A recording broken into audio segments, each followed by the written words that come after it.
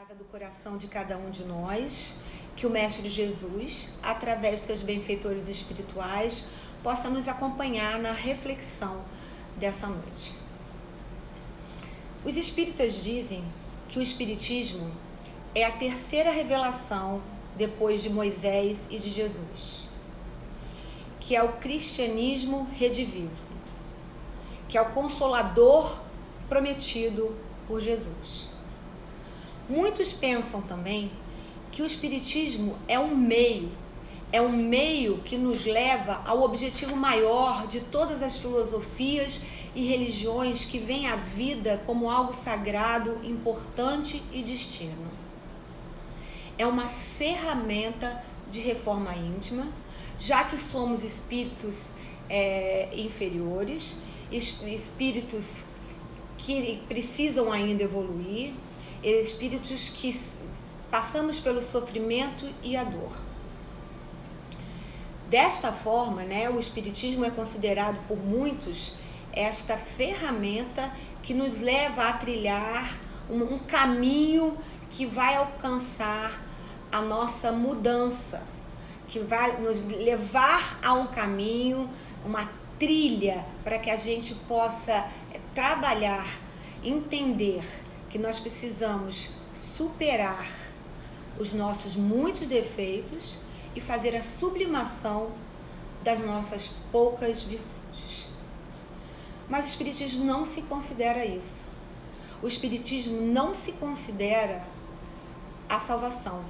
Muito pelo contrário, os Espíritos nos dizem que é fora da caridade não vai haver salvação. Então, é muito bonito a gente pensar nisso. A gente pensa que o Espiritismo não se considera uma religião, uma doutrina, uma filosofia que seja melhor do que nenhuma outra e que vai nos levar à salvação. Muito pelo contrário. A reforma íntima, a nossa mudança, a nossa capacidade de nos tornarmos seres mais flexíveis, seres que não ligamos tanto para pequenas coisas, que não nos molestamos com ninharias, Essa situação, esse aprendizado é que vai nos levar a alcançar o reino de Deus prometido e falado por Jesus. A doutrina, os espíritas também dizem que nós somos os trabalhadores de última hora. Somos os trabalhadores da última hora porque já tivemos contato com as verdades espirituais em outras vidas e agora nessa vida nós fomos fisgados pela razão. A fé raciocinada, a fé que não é cega, a fé que não é fundamentalista, a fé que ela é exclusivamente no olhar de aceitar as mudanças e fazer com que as mudanças nos levem ao encontro da evolução. E também somos, o Espiritismo, a doutrina espírita, também é considerada uma doutrina consoladora, porque ela acredita em Deus, e isso é muito importante. É considerada uma doutrina consoladora porque ela acredita na pluralidade dos mundos habitados. Ela afirma que não existe só um planeta, só o planeta Terra para ser habitado, que existem vários planetas. Ela nos fala sobre a imortalidade da alma e também sobre a comunicabilidade com os espíritos. E é através dessa comunicação com os espíritos desencarnados que nós ainda vamos recebendo mensagens através de médiuns considerados, médiuns importantes, trazendo mensagens novas, que o mundo espiritual também já mudou. Por isso, há 15 dias atrás, a gente falou no amanhecer da nova era. E essas mensagens sobre o amanhecer da nossa era, elas estão sendo trazidas, elas não estão diretamente na codificação. A gente vai encontrar na Gênesis, falando sobre a mudança do planeta, mas todas essas outras mensagens são mensagens que foram trazidas para nós através de mensagens do Espírito da Verdade, de outros espíritos, mas através da psicografia. Então, o Espiritismo é sim uma doutrina consoladora também. E sendo assim, essas mensagens que foram trazidas para nós há 15 dias atrás, fazendo uma revisão do que nós falamos que a nova era, quando a gente pensa que a nova era vai ser logo depois da pandemia, né? Acabou a pandemia, nós vamos entrar numa nova era. Não, não é assim. Para o Espiritismo, a nova era é a mudança íntima. É o momento em que você já aprendeu todo o Evangelho de Jesus, já entendeu a mensagem que Jesus veio trazer e vivencia essa mensagem. É a mudança de um homem altruísta para um homem de bem, é a mudança do homem egoísta para um orgulhoso, vaidoso, para aquele homem que se preocupa com o próximo. Essa é a nova era. E a nova era, ela é intrínseca, ela está dentro de nós. E essa nova era, nós estamos no amanhecer da nova era. No amanhecer, a gente tem que lembrar que o amanhecer começa no primeiro minuto depois da meia-noite. Então, meia-noite já é o amanhecer, mas que a verdadeira mudança vai acontecer no sol do meio-dia. E isso ainda vai demorar tempo. Falamos que as crianças cristais, elas estão vindo sim em maiores grupos nesse momento em que nós estamos no amanhecer da nova era, que é para nos ajudar nesse momento de transição do planeta. E que aqueles espíritos que ainda não fizeram aprendizagem da moral do Cristo e relutarem em fazer, eles vão ser transmigrados para outros planetas que tiverem o mesmo padrão vibratório. Então, quando a gente fala sobre isso na última semana, há 15 dias atrás, desculpa, a gente fez ciência. A gente falou sobre ciência. E aí fomos ver que no capítulo 1, do Evangelho segundo o Espiritismo, no item não vim mudar a lei, no item 8, Kardec escreve sobre a aliança da ciência e religião, aonde, segundo Haroldo Dutra, a lei moral e a lei natural, elas são iguais, porque elas são leis divinas. Então, se eu analiso a lei da gravidade sendo uma lei natural, ela é também uma lei divina. Assim como a lei da justiça, sendo uma lei moral, ela também é uma lei divina. Então, a ciência e a religião, elas não podem andar separadas. Kardec escreve ainda falando que é necessário a aliança entre a ciência e a religião. Lembrando que a aliança é a comunhão entre duas pessoas, é uma pessoa cuidando da outra, é uma pessoa respeitando a outra. A aliança significa o casamento. Então, as duas elas vão precisar andar juntas nesse momento da nova era para que a gente possa entender melhor as leis divinas e naturais e morais, né? Haroldo Dutra diz também que quando a gente estuda um átomo, na sua partícula de hidrogênio, próton e nêutron, tentando atrair o elétron, é a mesma lei de amor que me une ao ser amado, é a lei da atração. Então, quando eu estou falando sobre a lei da atração do átomo, eu estou falando sobre a lei do relacionamento. Então, a ciência e a religião, elas precisam andar juntas, de mão dadas, e uma ajudando a outra. E pensando nisso, agora nós vamos fazer ciência. Nós vamos fazer ciência porque existe na internet um vídeo do Dr. Paulo César Frutuoso. Ele escreveu o livro A Face Oculta da Medicina, que é esse aqui. O Dr. Paulo César, ele já teve a oportunidade de estar na Casa do Coração, fazendo palestras e explicando sobre a ciência e a medicina juntos. E o Dr. Paulo César Frutuoso, ele tem um vídeo na internet onde ele fala para os seus estudantes de medicina sobre a microevolução e a macroevolução do ser humano, da espécie humana. E eu achei muito interessante, me emocionou bastante, porque ele fala sobre a mudança que está acontecendo no momento. A espécie humana ela está passando um salto no momento que já foi detectado pelos cientistas. Ele começa falando que de tempos em tempos a evolução das espécies sofre mutações.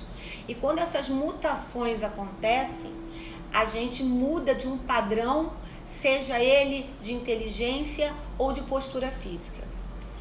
Tem uma paleontóloga chamada Anne d'Ambricot Malassez, que é uma das paleontólogas mais consideradas na atualidade. Ela foi diretora do Museu de História Natural de Paris e ela resolveu estudar a evolução do ser humano através do estudo da mandíbula. A mandíbula é esse osso aqui, é o maxilar inferior, é o osso que é móvel do crânio. Então, para estudar essa evolução, ela pegou fósseis antigos e virou de cabeça para baixo. Quando ela pegou fósseis antigos, ela observou uma alteração que ela não estava procurando. Ela observou que o osso esfenoide, que é o osso que é igual uma borboleta que fica aqui, né, e sustenta o nosso crânio, ele é um dos ossos mais complexos do mundo e é o primeiro que se forma na vida embrionária. Esse osso ele tem a forma de borboleta e o nosso cérebro se assenta aqui em cima. Ela reparou que de tempos em tempos esse osso, estudando os fósseis, ele se inclinava. E conforme ele ia se inclinando, a espécie humana ia mudando de padrão, ela ia mudando de objetivos. A primeira inclinação que ela observou foi há 40 milhões de anos atrás, quando se observam os símios, nasceram os símios, a gente começa a observar os símios. Depois ela observou uma outra inclinação no esfenoide há 20 milhões de anos atrás e surgiram os grandes macacos. Depois ela observou uma outra inclinação dos esfenoides e surgiram há 2 milhões de anos atrás os australopithecus, que deram origem aos Homo sapiens, que somos nós há 160 mil anos atrás, onde houve uma outra inclinação do esfenoide. E o que era gozar, toda vez que o osso esfenoide ele se inclinava, a calota humana aumentava, a massa cefálica aumentava e nós ficávamos mais inteligentes, até que ficamos eretos. Essa teoria da doutora Anne d'Ambricot Malassez, ela colocou abaixo a teoria das savanas, que diz que o homem ficou ereto, né, puxado por um fiozinho de cabelo, mesmo sendo careca, que ele ficou ereto porque a gente ficava subindo na relva para ficar em pé, pegar a presa e fugir do predador. Não, a inclinação do osso esfenoide é que fez com que o homem ficasse em pé, ficasse em 2 pernas. Mas o mais interessante que ela observou, que essas inclinações no osso esfenoide, elas ocorriam na Ásia, na África e na Oceania ao mesmo tempo. Como é que pode ser uma mutação genética se a mutação era diferente, estava distanciada por continentes? Ou será que é um princípio inteligente que nos acompanha há 3,5 bilhões de anos atrás, quando é a primeira vez que nós vimos uma vida na Terra? Quando a gente começa a observar isso, a gente observa que nada é por acaso, que a ciência e a religião começam a andar junto. O Dr. Paulo César explica aos seus estudantes de medicina que era impossível que fosse uma mutação genética, e sim um progresso, um objetivo, um trabalho de uma inteligência superior. E o mais interessante ainda é que cientistas e cirurgiões buco-maxilo-faciais, quer dizer, de boca, maxilo e face, estão observando agora e estudando agora, nesse momento, alterações na arcada dentária de crianças no Japão, na América do Norte e na Oceania, que já estão demonstrando que vai haver uma nova inclinação do osso esfenoide. Isso faz todo sentido. De acordo com o que Jesus falou, que o homem iria progredir até chegar no reino de Deus. E de acordo com os nossos amigos espíritas desencarnados, estão trazendo de que o mundo vai subir. E é interessante isso, e se a gente pensar ainda mais na ciência, o nosso DNA, ele tem, a gente só usa 2,5% do nosso DNA para construir o nosso corpo físico. E para que serve os outros 98,5% do nosso DNA? Os cientistas nos dizem que no futuro o corpo físico ele vai ser muito mais resistente. Por quê? Por que ele vai precisar ser mais resistente? Porque quem que vocês acham, quem que a gente pensa, eu me emociono, eu me empolgo, e quem que a gente pensa que vai fazer a reforma? A reforma que tanto a gente espera nas artes, na política, a reforma social, a reforma na economia, não somos nós. São espíritos superiores que já estão chegando. E esses espíritos superiores vão precisar de corpos mais resistentes às doenças autoimunes. Então, esse estudo já está comprovando que o homem do futuro, ele vai ter o seu sistema imunológico aperfeiçoado, vai ser muito mais resistente às doenças alérgicas, às doenças infecto-contagiosas e até mesmo o câncer. Isso para mim é consolador, isso para mim é bastante interessante, você entender que o que já foi dito pelos espíritos e o que já foi dito na Gênesis há um tempo atrás, que o planeta ia mudar, está de acordo com o que a ciência vem comprovando. E o que é importante também, nós sabemos que nós só vamos conseguir entrar nessa nova era se nós estivermos vivenciando o Evangelho de Jesus. Porque como Emmanuel diz, né? Ele diz que a gente precisa, para chegar aos reinos dos céus, a gente precisa ter duas asas, evoluir nas duas asas, a asa da moral e a asa da intelectual. Então, isso é animador, eu fico pensando bastante sobre essa proposta, né? E ao mesmo tempo, brincando agora, descontraindo, fazendo uma brincadeirinha em off, que é para ninguém ver, eu fico pensando se esse osso o osso esfenoide, da última vez que ele inclinou, o homem ficou em pé. Se já está acontecendo estudos dizendo que ele vai se inclinar novamente, o que será que vai acontecer com o nosso corpo físico? Já sabemos que cada vez que o osso inclina, nós nos tornamos mais inteligentes, mais bondosos, mais trabalhadores. Mas o que será que vai acontecer com o corpo físico? Será que a gente vai voar? Já pensou? Isso seria bem interessante, né? Mas é só uma brincadeirinha, não é nada que esteja escrito na doutrina. É só pra gente pensar, ok? Então, a intenção de hoje era mostrar para que a gente possa refletir nessa necessidade de que Jesus, a ciência e a religião precisam andar juntos numa nova era. Muito obrigada a todos pela oportunidade. Eu